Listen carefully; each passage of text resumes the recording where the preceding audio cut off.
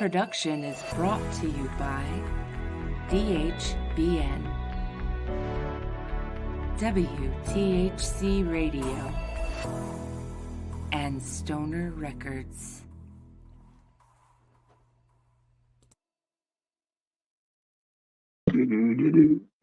All right. Hey, pat yourselves on the back. We made it to finally Friday. Welcome to the Stoner Sports Report with Scott and Skunky. As always, I'm Scott. This is Skunky. Yes, it is the Friday edition. And I think we could even start right off with, isn't there something going on tonight, too, after us? I don't know. Okay, yeah, 'cause I thought maybe some interviews or they were doing something. They were doing something tonight. Yeah, I'm not sure. Okay. Truth. Did you watch any of the game last night? I watched a little bit of it to look at that new kickoff shit. And you ready for the true story? Okay. Not only did I watch like a decent amount of the game, I forgot about that even after you and I talked about yesterday. So I didn't even see one kickoff. I missed it. I didn't even see one. So They kicked the ball off from where? I don't know. I was looking at a picture yesterday. I think it was from the goal line, maybe. I don't know.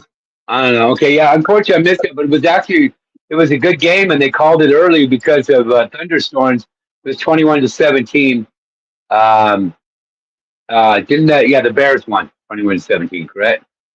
Hey, what's up, Kyle? Kyle's in the house. Hey, Kyle. Special K. So we got one game in the books, and then the preseason doesn't start till not this weekend, but the following weekend. So, yeah. So what's going on? So, I know one of the things we were going to talk about. Go ahead. After seeing that debacle, I still say they should get rid of the kickers. Because, dude, they had kick returns, but none of them got past the 31-yard line. So they're not getting any farther than if it was a touchback, really. 6 yards. I know that's not much. But that was only one game. I'm willing to bet if they actually continue to do this throughout the season that there'll be more. Which we had a stat in front of us. How many kicks were ran back, kickoffs were ran back for touchdowns last year? And then then that will give us a number, and we can find out, how many do this year.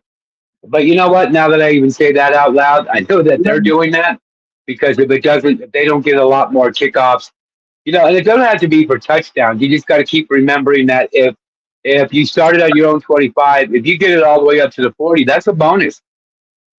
So, but as for getting rid of all kickers, you can't get rid of the field goal kicker because that's still a weapon. You could literally get to, if you got a great kicker, you could literally get to midfield. That's it. And if you're only 2 points down, you don't need a touchdown to win. Field goal wins it. You've got a kicker that can make that kick.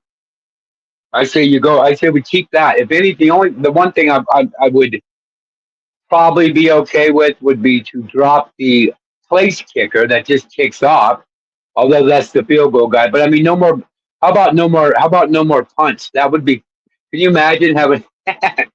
You imagine what the score would be if you had like 4th and 10 at your 10, and you have to go for it, and you don't make it, so they get the ball on your 10. That would totally change the dynamic of the game. Dude, do you remember the quick kick? Yeah, John Elway even did that. Yeah, that's what made it fast. You ain't got you can kick quick kick on 4th down. You can get rid of the kickers altogether. And just kick the ball down the field. Okay, let's see. You want to read that, please, Skunky? Yeah. As of the end of the 2023 NFL season, there have been 120 kickoffs returned for touchdowns in NFL history. The number can vary with each season, so it's always a good idea to check the latest statistics for the most current information. All right, so that just goes on what I was saying is that what they're looking at is if there's more kicks, well, they're going to look at a lot of things. They're going to look at how many kicks are returned for touchdown, how many kicks are returned past the 25, and probably, unfortunately, and the biggest stat they're going to want to know, how many injuries occurred on the return. Because that's what made them get that new rule where now the kickers are kicking it frickin' all the way through the end zone because they wanted to make sure that the guys didn't even run back kicks anymore because there were too many injuries. They wanted to keep the ball away from the good kick returners is why they do that. Oh yeah, and I thought that was strategic too. I remember when they would put two guys out there. I think you remember that they'd have two guys to return the kick. So the team would purposely kick to the guy that they were least afraid of. Yeah. Right. Or how about this? Do you remember when they would do this too? Since you're saying that, there's one guy that they want to have the ball. We'll just say it's number 21. They'll literally have a guy that backs up a little bit, so he's only like 10 yards ahead of him. And as soon as it's kicked, he almost goes and screens him, and you've seen it, where he's making sure that his dude gets the ball. I know it's taken away from that. Once they started kicking in the end zone, that really bummed me out because I was like, my favorite, if you're a really good kicker, have it drop at like the 5 where they have to catch it. Because if they don't, it's going to, or like the 10, it's going to roll and stop at the 2. So they got to pick it up. Those were great. And it seems like the strategy and the skill of the kicker is diminished immensely. You remember when, especially Ray Guy was really good at this. Hey, what's up, MJ? One of the one of the first only punters to be drafted not only in the first round, he might have been drafted in the first 10 picks. Anyway, Ray Guy was the best at kicking. Remember, and they called it the coppin kick. That's what they called it. And he'd literally punt, and the ball would literally go out of bounds at like the 1 yard line. And then he even developed a bounce where if nobody was going to get it, it would bounce and go out of bounds, or backspin so it didn't go in the end zone. You don't see punters do that. They don't seem to. They just punt it. They don't really. There is no, I'm going to try to put it in the corner. No, I'm just going to punt it. It's kind of, there were a few punters, not just Ray Guy. There were guys that were really good at punting, making it where it goes out of bounds inside the 10. So. Well, I don't know. So anyway, dude, and on those kickoffs, if you want to have an onside kick, you've got to make your intention known that you're going to do that. And then they line up in regular kickoff. So that's just asinine. They ought to get rid of kicking rather than try to fix it. Mm-hmm. Yeah, but and that's another one that I've talked about that I would love to do. The onside kick, to be quite honest, used to be entertaining and possible. The ball did have to go 10, but you were closer, so there was a chance of getting it. Since they changed the rule on that, and we got to go way back, like 10 years ago or something, it's been a joke. I think last year 2 onside kicks were recovered out of like 100, or I don't know. My point being, way under 5%, more like 1 to 2%. So my idea is if you get a touchdown, whatever, and you need to have the ball back, instead of trying to kick an onside kick, you get to go down to your own 10-yard line, and you have 4th and 25, like they do in the XFL. So if you convert the 4th and 25, you get to keep going, and you could possibly win the game. And what they found was 4th and 25 is so hard to get, it's under 10%. But it's like 8%. That's a lot higher than 1% on the onside kick. I think that's a good. Can you imagine? 4th and 25 is pretty hard to convert. Not only that, you're doing it on your own 10, so your quarterback's going to drop back into the end zone possibly. But if you make it, you got to keep the ball. And I thought they'll never consider that. They did consider that this year. They were like, 4th and 25, that's got to be really hard to convert. Yes, but it's still easier than that stupid onside kick that never works. Well, first off, I read last year there were 2 onside kicks in the whole year. So they didn't even try it. Right. Onside kicks, it doesn't matter what they do, really. So now we got to do It did used to be a surprise, where now it's not. Yeah, I remember when the Saints. I mean, you want to talk about the balls you play? Sean Payton's onside kick to start the second half of the Super Bowl against the Colts was beyond shocking. I literally was. I still remember that game because of that. Where I'm like, wow, hey, the Saints got the lead by 3 or whatever. They got a chance. I was rooting for them because I've been a Drew Brees fan. I thought the Saints have never won a Super Bowl. But anyway, the point being is the second half gets ready to start. And I literally do turn around as I'm going to go out and just grab something real quick. And the announcer goes, "You got to be kidding me. The Saints just kicked an onside kick and recovered it." After the game, even though, and they won the Super Bowl, the reporters were like, "Hey, you realize," he goes, "Oh, I more than realize. You don't even have to ask the question. Had we not made it, we just gave them the ball on their own 45. Yeah, that's not good." But he said they wouldn't be expecting it. So you, my friend, are right. If an onside kick has got a chance at all, it's got to be a surprise. If they're all expecting it and they're all standing right there, did you notice what they do? They take all the normal um, special teams guys out and put in all their wide receivers and tight ends, the ones that can catch. Yeah, Hey, our buddy Kyle is doing a Special Olympic bowling tomorrow. Wish him good luck. Oh, that's right. Good luck, Special K. Good luck, dude. Yeah. What time are you doing that at? See if he answers that. I forget what he told us. 9. Cool. I bet he's all excited. That's nice. Sure. Good to hear. Good to hear. So yeah, they put all the best guys that could. I've seen the best idea you have too is to hit it about 1,000 miles an hour and hope that it bounces off the first guy, and you get it. So I just hope that maybe at some time, if a team is down, I'm always a score guy. I always say they're down by 2 scores, they're down by 3 scores. With less than 5 minutes, if you're up by 2 scores, you got a fairly good chance because that means the other team's got to score twice. Okay, so I think the only way to keep the fans intrigued is to do something like this. Okay, I'm telling you, if the Saints get a touchdown here, they do got a chance. They have to go for it on 4th. They get the ball back on their own 10, and they got 4th and 25. So I would stick around, folks, because you never know. They might actually pull that out. That's still a better chance than the onside kick. So I'm just hoping that maybe down the road they adopt that.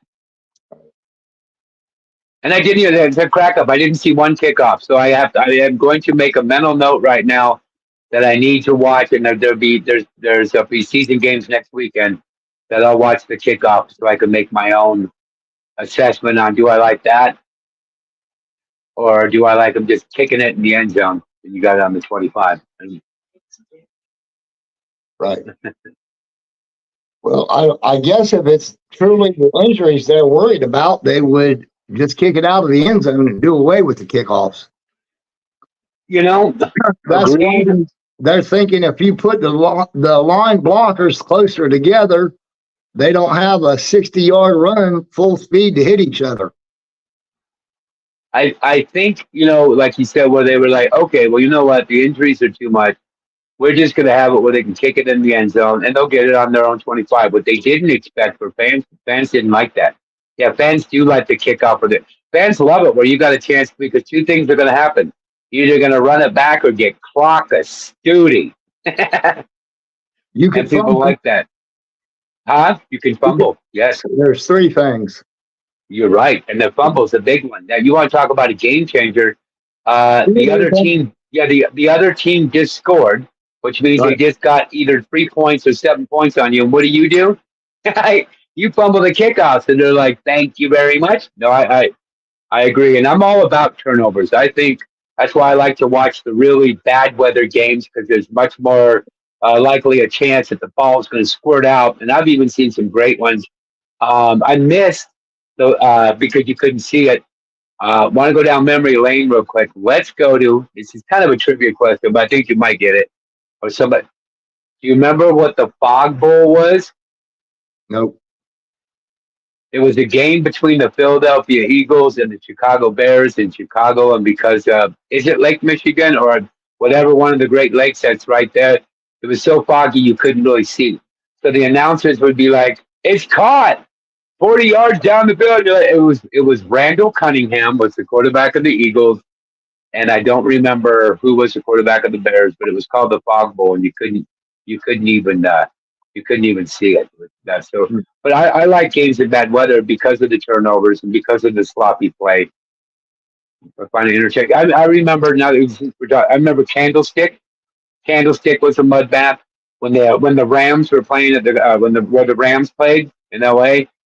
Minnesota was awful. You remember? Okay, I bet you do remember. Do you remember the old Viking Stadium that was outside and it was like Green Bay, but even worse, where the ground was frozen solid. The Bears used to have the AstroTurf, and apparently that was like as bad as like being tackled on the basketball court. Right. Yeah. Oh yeah, hey, we got 4:20 on the West Coast coming up in 4 minutes, I believe. Yeah. So, what was your thoughts on the game? I mean, hey, I'll be honest. I expected it to be a little sloppier. Okay, the Texans are blessed to where not only they have C.J. Stroud, but they have a really decent backup, David Mills, and he's been there for a few years. He made some good throws. He made a throw in the end zone, and I commented to MJ, when, hey, that's an NFL throw. Now, what it's all about, though, and we all see him do it, is consistency.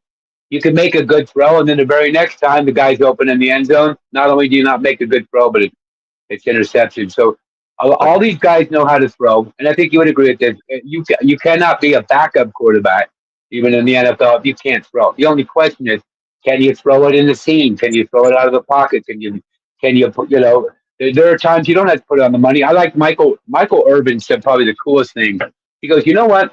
Instead of putting all the blame on the quarterback, you've forgotten one thing. We as receivers, if we get our finger on the ball, we should catch it. I mean, yes, the guy should put it on my number, but you know what? If he puts it behind my back, I still should catch it. I went, dude, you're totally right, though. I mean, he said, I'm not taking anything away from bad throws, but I'm saying, he goes, I'll watch you guys, on Sports Center stuff, and you're going, look at this throw. Well, what about the guy who dropped it? He's like, you should catch the bad balls. And John Madden used to preach about that, because you know how receivers are known to go to the sidelines, look over their coach, and go, you saw that throw. Well, Madden would say to Prebolitnikov, he'd go, you kidding me? You catch everything. So you're going to come to the sidelines and tell me you didn't catch it because it was a bad throw? I've seen you catch balls that are going up your freaking toe. And, okay, coach. And they're right about that. I mean, sometimes when you start getting blamed on your team, you got to nip that in the bud. And I think the coaches that we admire not only don't allow it. You guys all remember when Travis Kelce got pissed off in that playoff game and threw his helmet down, and Andy Reid ran over and grabbed the helmet and shoved it in his chest and told him to sit on the bench. You got coaches that allow that usually have a. I'm not dissing the Cowboys. I'm just saying Mike McCarthy, if there is any downside to him, is that he's that buddy coach. I'm your buddy. It works sometimes, but I think the coaches that we find more successful is not that way, where it's like Bill Parcells, Bill Belichick, John Gruden, Mike Tomlin, Bill Cowher, coaches like that. Even Mike, hey, you saw how the Bears were pretty good with Mike Ditka. Man, he was in your face. So, right. What's your favorite coach? From what? It's football. What's your favorite all-time coach for football? Woody Hayes. Mine's John Madden. Yeah. But I'll tell you what, I really liked me some Bill Cowher, and as a Raider fan, really didn't like the Steelers, but I have to admit, Bill Cowher's hell of a coach. Yeah. All right.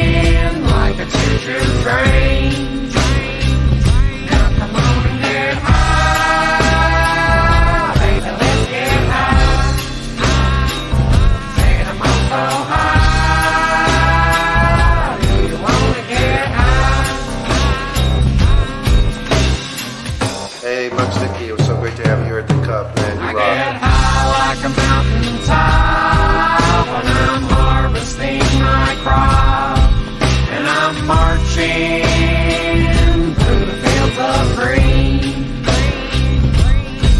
I get high like a telephone pole, with lots of inspiration in my soul. And you're the prettiest daggum thing that I ever seen. Now come on and get high, baby, let's get high. Saying I'm all so high, do you wanna get high?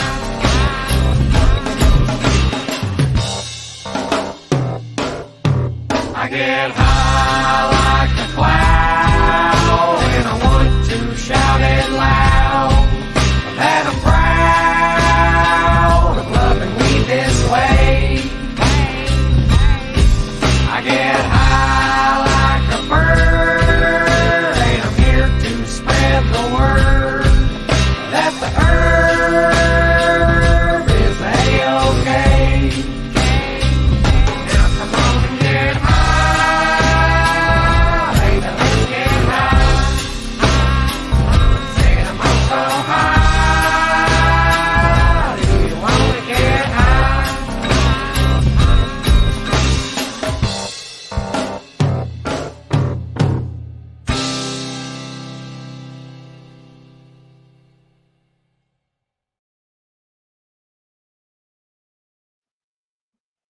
Muck sticky. Uh-oh. I lost the dude. Well, anyway, I'll give you guys the medal count for the Olympics while he's away. It is the United States leads with 43 total medals. France has 36 and China has 31 total medals. So there's that. As soon as he gets back, I have something I think we all want to talk about. So I'm going to wait on him.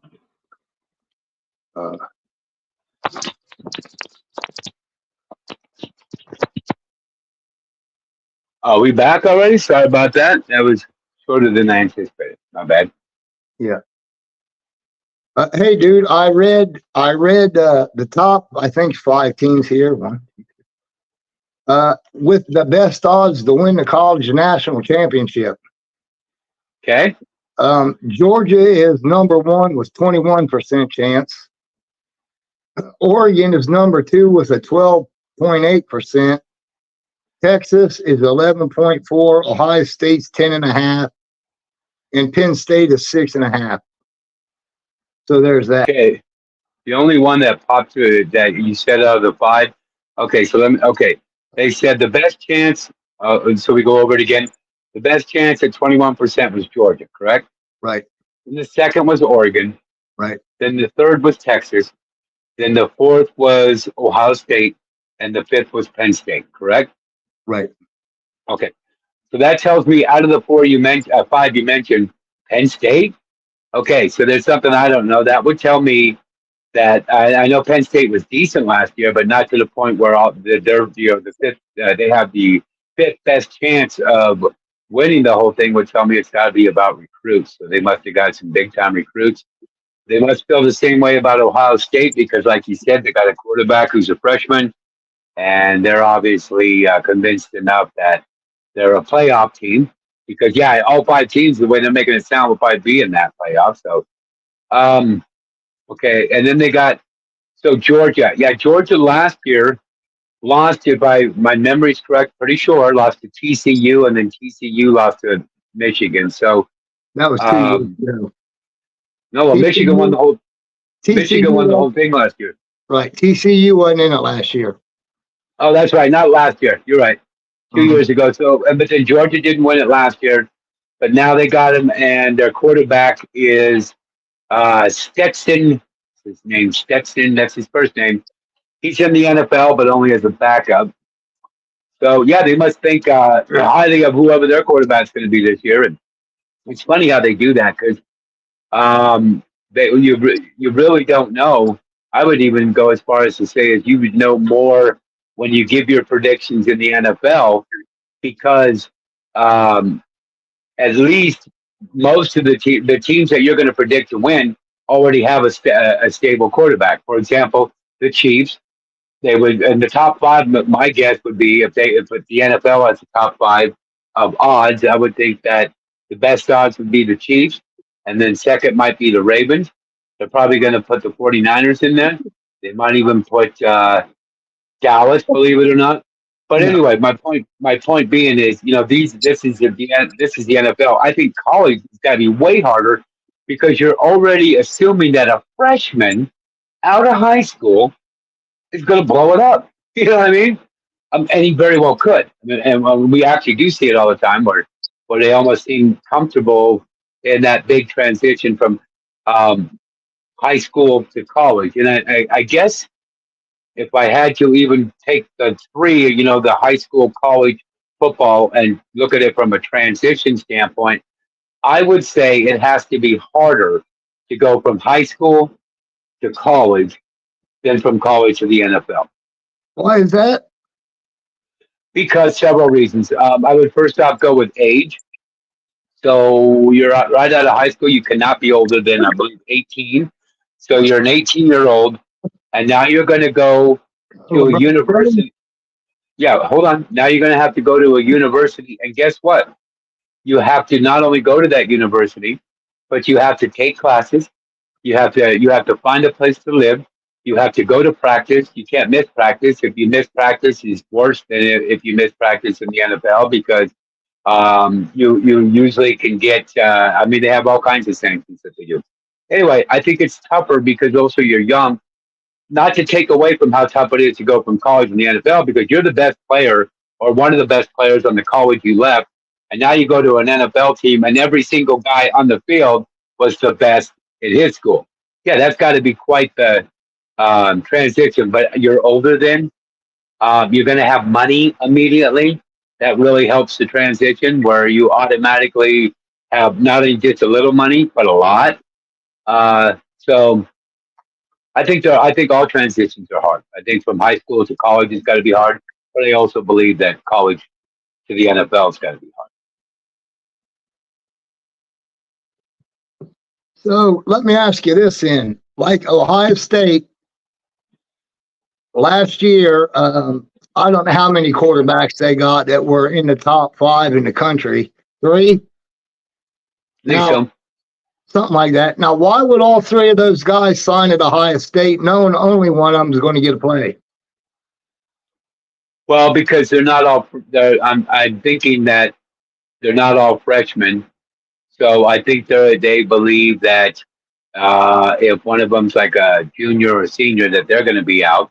Plus, I think the transfer portal has probably even comes to mind too, where whichever, because that would tell me there's a competition then. So, for example, if one guy wins the job, it wouldn't be a shocker that the other two immediately want to transfer to another school, so they could start. That transfer portal has changed college football big time. Even Bo, and you could do 5 years, like Bo Nix. Bo Nix was in Auburn, I think, for 2, and Oregon for 3, and now he's in Denver, and he was actually picked 12th overall because the Raiders had the 13th pick. Yep. You think the Raiders would the Raiders have taken him if he was available? Well, the only thing that they said was no because who they really wanted at number 10, with the Raiders being 13, they were hoping that J.J. McCarthy was still available, and he went to the Vikings. They liked him, and to be honest, from like knowing a little bit about both those players and the mannerisms and the way they, J.J. McCarthy's like a tough guy, so I automatically assumed too that the Raiders would rather have him than Bo Nix. Yeah, Michigan ran the ball most of the time. they did. But also in the championship game, he threw 3 touchdowns, and I think he threw for over 240 yards. But what he showed was grit. You're right. They run the ball a lot, but so did he. And he would he would have to change it in the NFL. So I'm curious to see him with the Vikings. But he kind of did what Patrick Mahomes did in the beginning, where he dropped his head. He doesn't like to slide. And I'm curious on your views. I don't mind the slide because you can't. For example, I know there's some Jets fans in the house. Think they'd be pretty pissed if Aaron Rodgers had a 4-yard run and instead of sliding, he dropped his head to try to hit the defender and ended up getting hurt. So that's why they got the slide. But JJ McCarthy's one of those guys that will drop his head and run.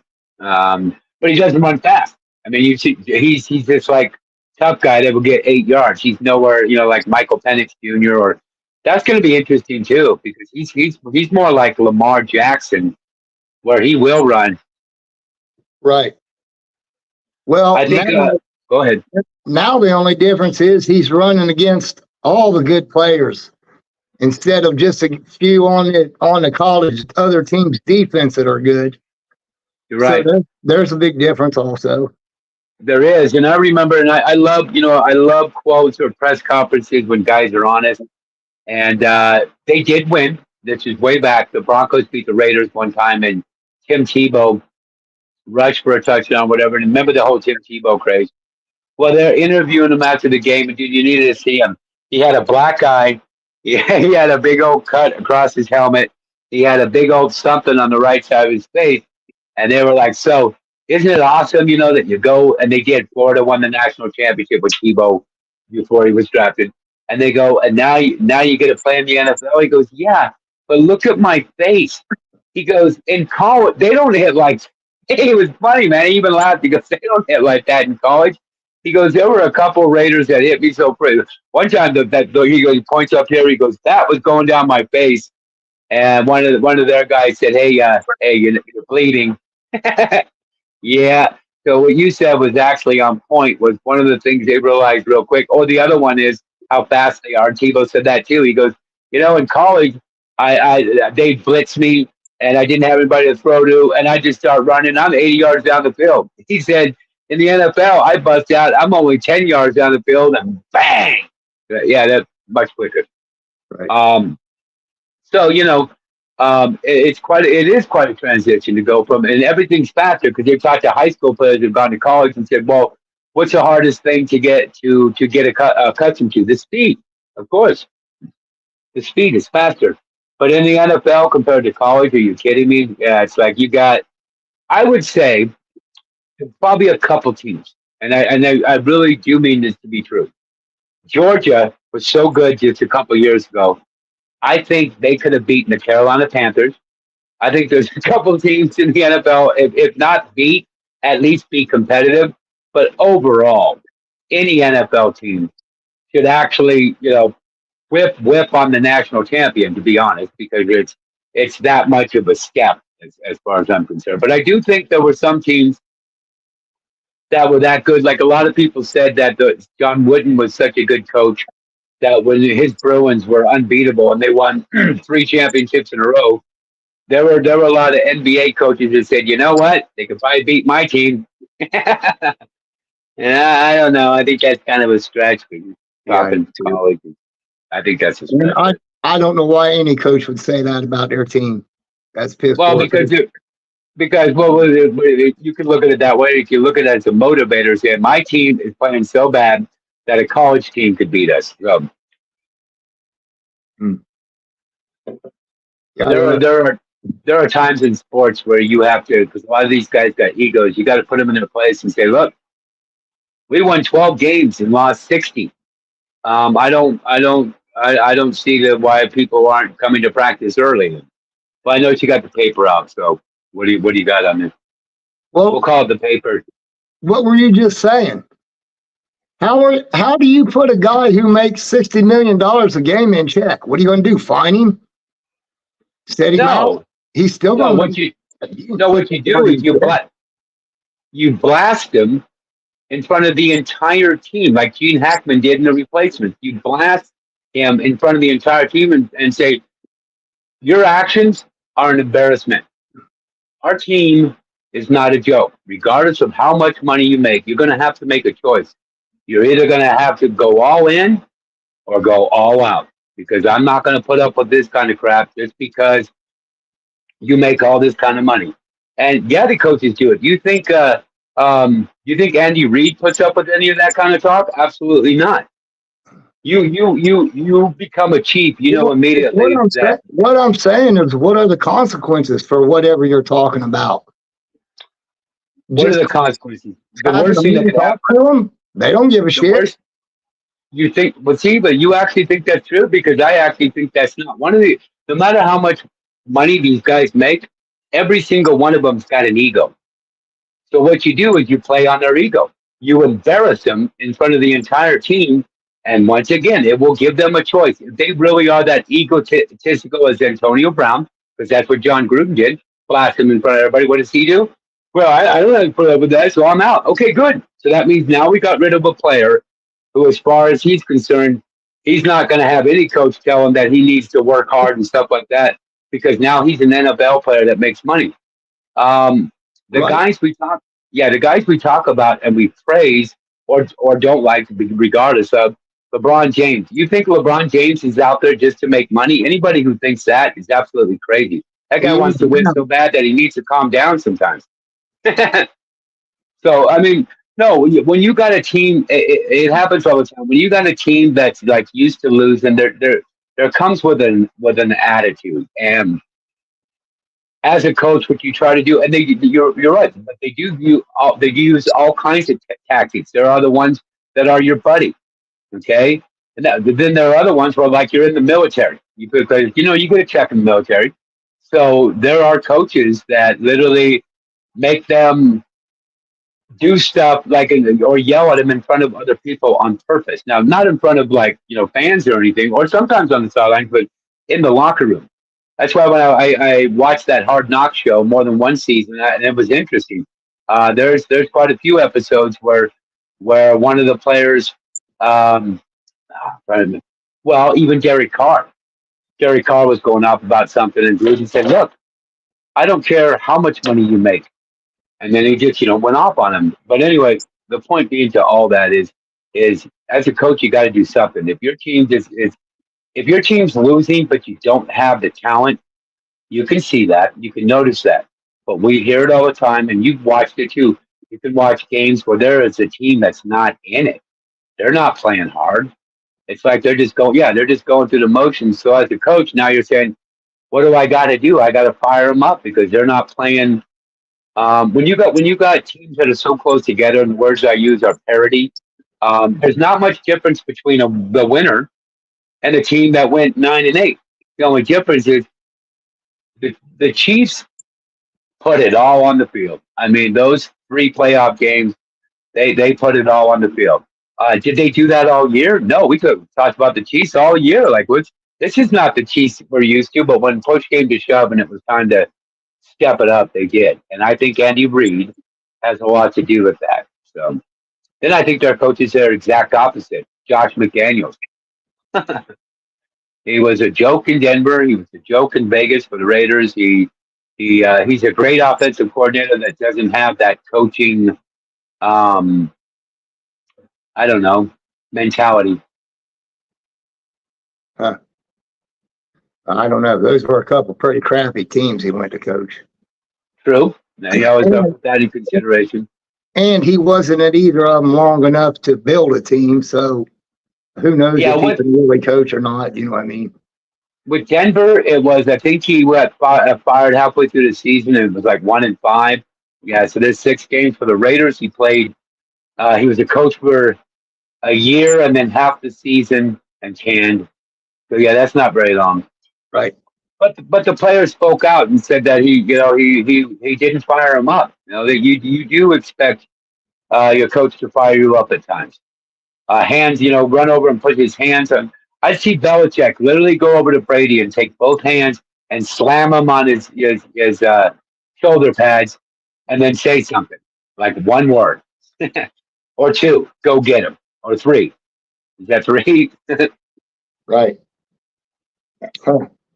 Yeah, I don't know. All right. So anyway, listen, I want to tell you about this dude. I found it yesterday, and we didn't get to talk about it.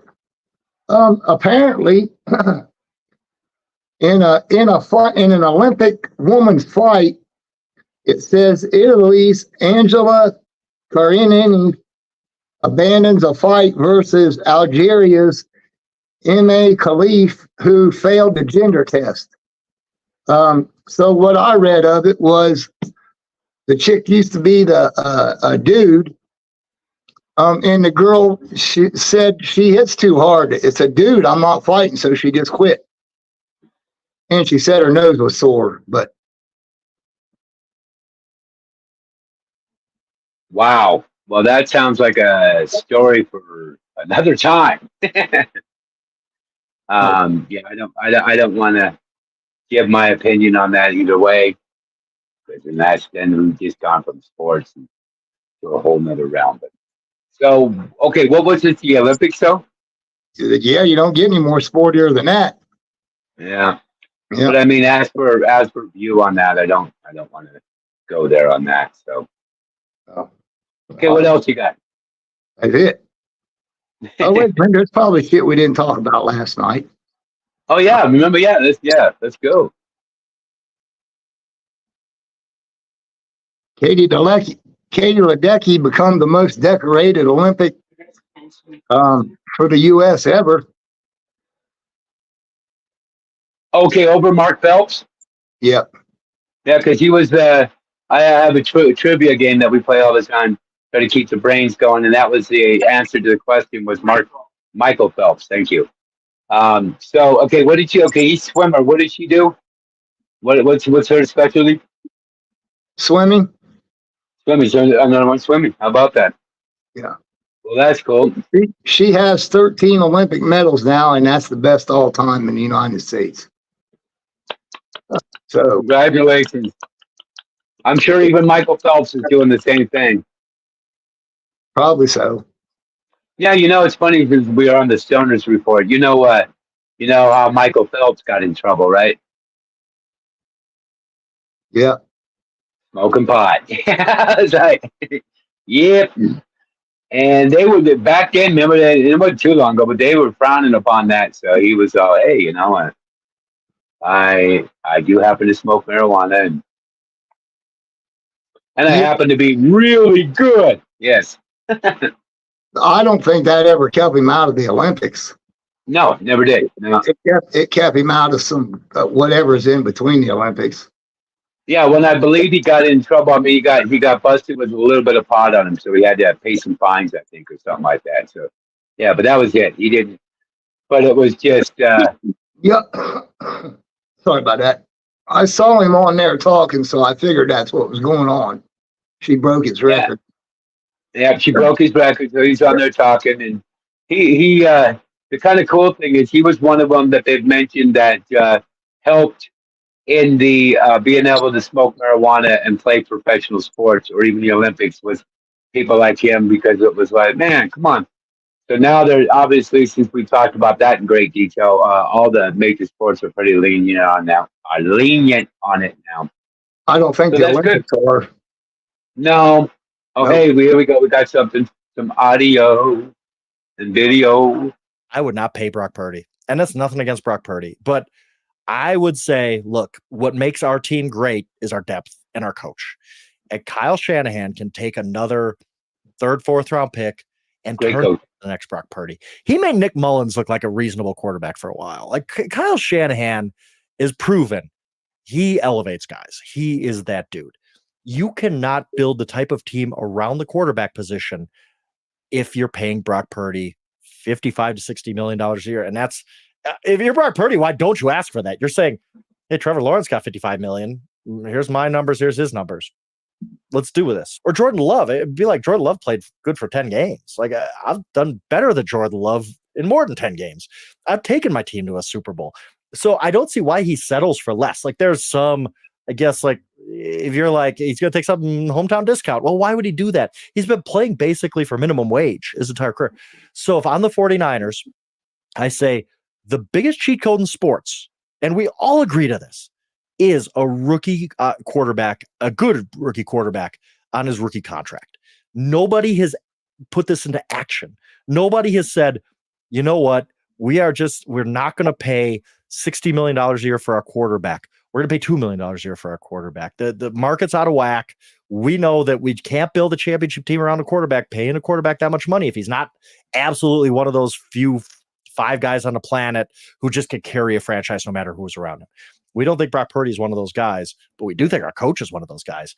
And just to prove to everybody, coaches don't have a salary cap. If the coach could have made any quarterback successful, would he not have made Trey Lance successful, given the fact that there'd be way less egg on the face of the organization if they made their first round picks the successful quarterback? They wouldn't have traded Jimmy G. Like I've seen what Jimmy G looks like when he doesn't have Kyle Shanahan. Yes, Kyle Shanahan is a whisperer. I don't take anything away from that, but you still got to be whispering into the ear of somebody that can execute it at a high level.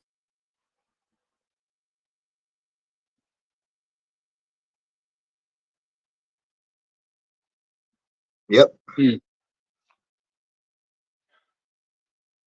Yeah, I think he makes a really good point because I mean, when you're considering that kind of money, and you could have a rookie for $2 million, what he's talking about is the rest of your team. You can't pay anywhere near what the other teams can pay that aren't paying their quarterback that much money. And I don't know, but then again, I don't know. I think the 49ers are really happy with Brock Purdy because they've gotten the Super Bowl twice. So that's hippie. I'm kind of like on the fence. I'm kind of on the fence where I would listen to both discussions. Well, we can pay him that much money as long as we can keep the other players. And already they got Brandon Ayuk, who wants more money, the wide receiver. They're going to probably have to. Then the decisions will have to be made. Though, can we keep the guys that we have and pay them that much money?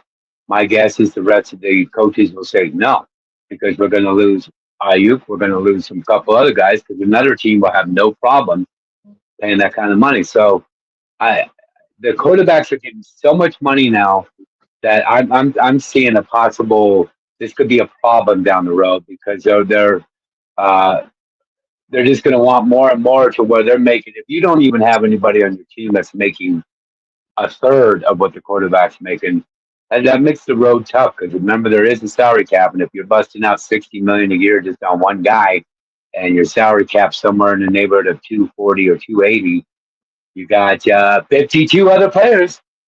I think it's difficult. Right. So I'm still on the fence, and after talking that out, I guess I would. I don't know. I might consider trading him, or might consider and going for it. Because you know what you could do? It's whoever's got. We could already look at this, or do. I don't think it's been. Oh no, but they don't know yet because whoever has the worst record. That's right. Whoever finishes with the worst record has the #1 pick overall. Well, if you're the 49ers, I'm pretty sure you could get either that pick or the top 5 for Brock Purdy, and then you go ahead and draft the quarterback and pay him $2 million compared to 60 or 55 million. So, if you had to make that choice, what would you do? I would sign Brock Purdy. And that's logical. It's very logical. So either way, and then you would just have to figure out how you can. Well, the other thing is, and I didn't put into consideration, which of course they would do. If they do plan on signing him, I'm sure the next thing they'll do is notify everybody, anybody that would like to restructure their contract, we're all in, that kind of thing. So either way, I think it's a win-win because he is good enough that they could get a high pick, but I could also see him sign it. So that was interesting. Maybe. Well, listen, if they get rid of him, what do they have? I'm not even sure who is the backup. It was Nick Mullins. That's why that guy mentioned Nick Mullins. I don't know if he's still the backup. I don't know. But he was he was a starter before they put in Purdy. Yeah, I don't know. But like the dude said, their first draft pick quarterback was Trey Lance. Why didn't he work out? You know what I'm saying? They better keep what's working is what I'm trying to say, I guess. And there could be several reasons. He went to, I do believe it was, the same school that Carson Wentz went to, which I believe is North Dakota State or South Dakota State, the Bison. So that's not a top-notch college, so that might have something to do with it. Oh, there's something else popping up. They just said the guy was a genius quarterback coach. All right, the Jimmy, Pittsburgh Steelers Jimmy trying to G take was a step supposed to forward replace the great Tom Brady. What happened to him? Yeah. Yeah. Lost it. Pittsburgh Here we go. was trying to take a step forward at quarterback, completely dumping the depth chart in the offseason, hiring Arthur Smith to be the offensive coordinator. Russell Wilson had been in pole position. That's the term that Mike Tomlin used at the league meetings. And hey, I've said this plenty of times. I don't know jack shit about auto racing, but I know that the guy in pole position doesn't always win the race. And in Pittsburgh, the guy in pole position is up on a jack with a bad wheel, and the other guy's getting all the reps.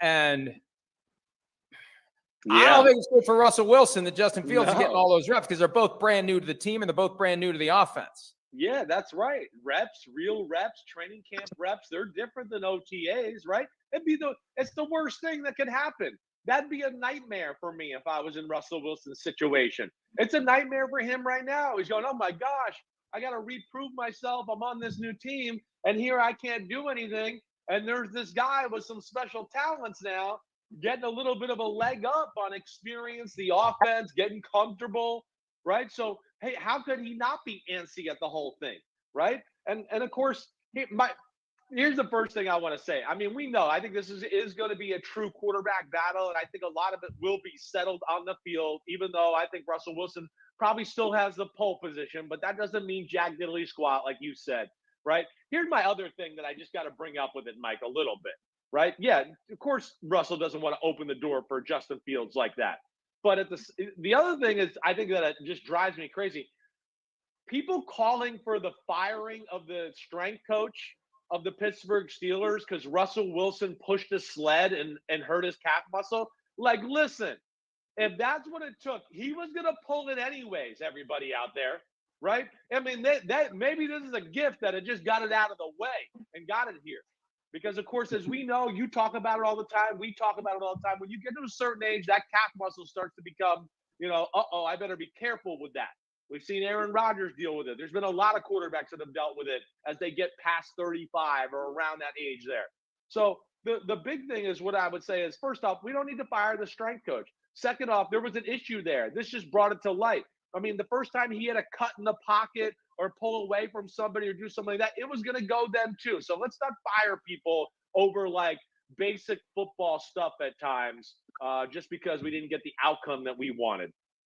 It's exactly how Aaron Rodgers injured his calf in OTAs last year with some kind of pre-practice warm-up drill, right? With jumping with a medicine like ball that. or something, right? And you said at the time, these are old man injuries. This is what happens when you've been fast your whole life, when you've had burst and acceleration your whole life.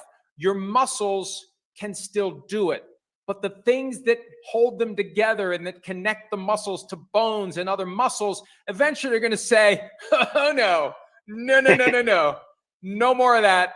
You're getting too old for this shit. And that's what happened to Rodgers.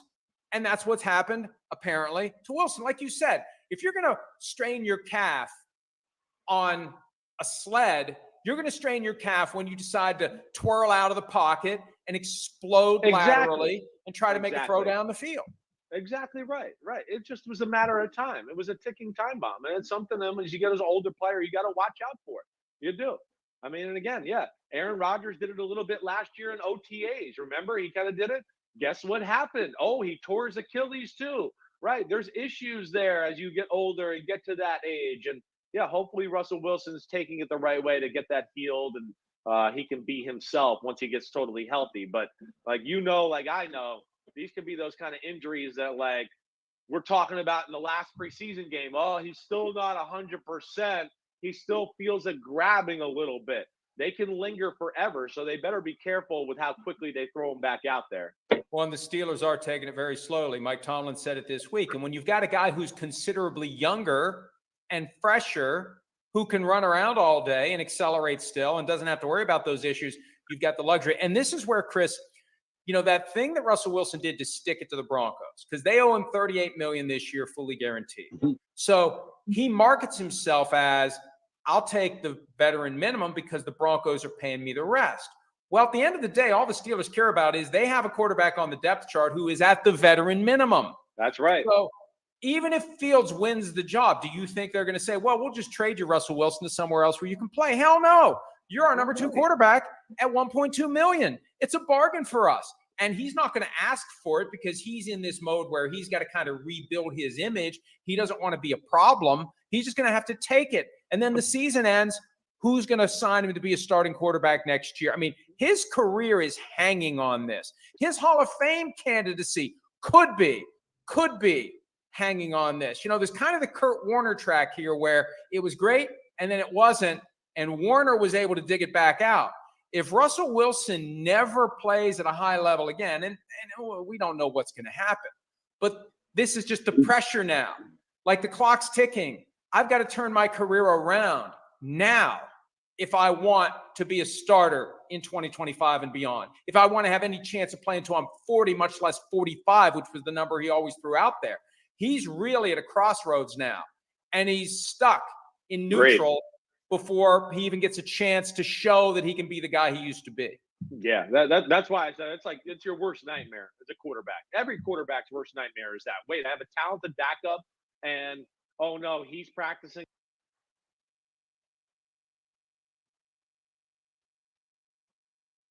I'd be a backup for $1.2 million. Well, especially if you're getting $38 million from the Broncos, and that's basically 39.2. I would think that that's something that you'd be okay with. I have to agree with basically both of them, though, because I didn't think of it to that extent. Kurt Warner was great in the beginning and then had a couple of years that weren't so good and came back. And if he's not in the Hall of Fame, he's got a better chance now. I think the same thing for Russell Wilson. And, you know, I forgot. He did see Russell Wilson told everybody, he goes, I'm going to play till I'm 45. Well, I don't know. He's only 35, so that's 10 years. Right. But I think, and I also agree with him that, yeah, he had every intention. He's going to win that job, and he's going to be the starting quarterback for the Pittsburgh Steelers. And then he does that calf injury, and Justin Fields, and we talked about, okay, did he look great in Chicago? No. But could he run? Yeah. And Russell Wilson can't run. But Russell Wilson throws better than. I still think, just because of experience, that Russell Wilson gets that job. But we'll have to see. Hey, but like you said, I know we're almost out of time, but it would depend on how long they said linger. That calf injury, if it lingers, then obviously, then he's in trouble. But then they could even go as far as he's not ready to start the season. Start Justin Fields, and as soon as Russell's ready. So. Right. Well, so we are off the weekend, so we're not going to see you guys until Monday at 5 o'clock my time, which is Mountain, or 7 o'clock where most of you are at Eastern time. Right. I hope you guys have a good weekend. We do have fights, right? Have fights. Oh, yes, I remembered. I have to, and it's early. It's like at noon or something like that tomorrow, right? Yeah. Okay. So I'm going to go ahead and record that, watch that, so we can talk about that on Monday. Right. Yep. Yeah, dude, that's all they got, man. Well, and it's we got only 1 minute, and it's Happy Friday. Yay. Yeah. So, I don't know. There's probably all kinds of Olympic shit on. I'm sure there is. Yeah. Golf will be on. I don't know what's going on in that. I believe we are out of here, my friend. So have a great weekend, everybody. Right on you too, dude. Peace. Peace. Bye, Skunky. See you, man.